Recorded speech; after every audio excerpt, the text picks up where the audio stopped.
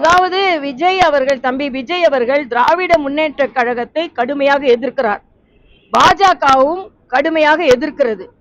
இன்று இவர்களுக்கு பதற்றத்தில் இருக்கிறார்கள். திராவிட முன்னேற்ற கழகம் எப்பொழுது அதிமுக பாஜக கூட்டணி அமைந்ததோ அப்பதிலிருந்து பதற்றத்தில் இருக்கிறார்கள்.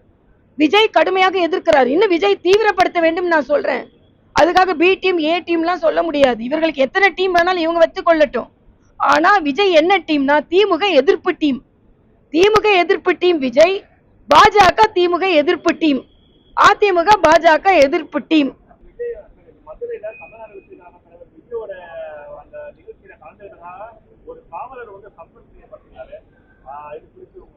இல்ல இதுதான் இப்ப காவல் அவர் கலந்துகிட்டாரா என்ன என்று தெரியாது. இவர்கள் பாட்டுக்கு சஸ்பெண்ட் செய்கிறாங்க. இன்னொன்று, மதுரை என்றவுடன் எனக்கு நினைவுக்கு வருகிறது, இன்று பத்திரிகையாளர்களின் சுதந்திர தினம், பத்திரிகை உரிமை தினம். ஆனா நேற்றைய தினம் மதுரையிலிருந்து பத்திரிகை சகோதரர்கள் என்று சொன்னது, மீனாட்சி அம்மன் கோயிலில் சித்திரை திருவிழாவிற்காக கொடியேற்றம். எந்த பத்திரிகையாளர்களையும் உள்ள விடல. உள்ள விட முடியாது. உள்ள விடணும்னா 20,000 ரூபாய் கொடுங்கள் என்று கேட்டிருக்கிறார்கள். ஆக எல்லா வருடங்களும் உள்ளே விடும்போது இந்து மத பண்டிகைகள் எந்த விதத்திலும் மக்களுக்கு தெரிந்துவிடக் கூடாது என்பதற்காக இப்படிப்பட்ட கெடுபிடிகளை நடத்துகிறார்கள். இவர்கள் பத்திரிகை சுதந்திரத்தை பற்றி பேசுகிறார்கள். பத்திரிகையில தான் ஒரு பார்த்தமே, ஒரு பாட்டி ஏதோ சொல்லிச்சு, அந்த பாட்டியை தேடிட்டு இருந்தாங்க. அதனால பத்திரிகை சுதந்திரத்தை பற்றி எங்க கட்சியை சார்ந்த சகோதரர், திருநெல்வேலியில ஒரு சகோதரர் பதிவு போட்டாருன்றதுக்காக அவரை கூட்டிட்டு போய் கடுமையாக அவரை தண்டித்திருக்கிறார்கள். அதே இது இவர்களை சார்ந்தவர்கள் இணையதளத்தில் எவ்வளவு மோசமாக எழுதுகிறார்கள் நாம் பார்த்து கொண்டுதான் இருக்கிறோம். அதனால பத்திரிகை சுதந்திரத்தை பற்றிலாம் இவர்கள் பேசவே கூடாது என்பது எனது கருத்து. பிரதமருடைய அதிகாரத்தை வந்து குடியரசுத் தலைவர் ஏற்றுட்டு ஒத்துப்பாங்களா? தமிழ்நாட்டு முதல்வருடைய அதிகாரத்தை வந்து ஆளுநர் எப்படி எடுத்துக்க முடியும்? ரப்பர் ஸ்டாம்பு தான், அவர் ரப்பர் ஸ்டாம்பு வேலையை தான் பார்க்கணும்.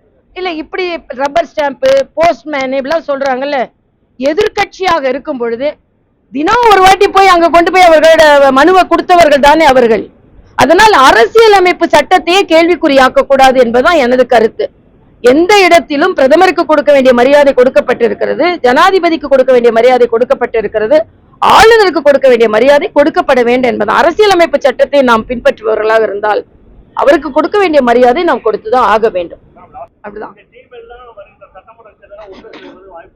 அதற்கு எங்களது அகில பாரத தலைவர்களும் இங்கே அனைத்து இந்திய அண்ணா திராவிட முன்னேற்ற கழக தலைவர்களும் முடிவு செய்வார்கள். ஏன்னா எங்களோட தலைமையகம் மேல இருக்கு, அவங்க முடிவு செய்வாங்க. செய்திகளை உடனுக்குடன் தெரிந்து கொள்ள கீழ்கண்ட கேபிள் மற்றும் டிடிஎச் நெட்வொர்க்குகளில் எம்நாடு செய்தி தொலைக்காட்சியை காணுங்கள். பாதகம் செய்பவரை கண்டால் நாம் பயம் கொள்ளலாகாது பாப்பா. மோதி மிதித்து விடு பாப்பா, அவர் முகத்தில் உமிழ்ந்து விடு பாப்பா. அண்மை செய்திகளை உடனுக்குடன் தெரிந்து கொள்ள இணைந்திருங்கள் எம்நாடு தொலைக்காட்சியுடன்.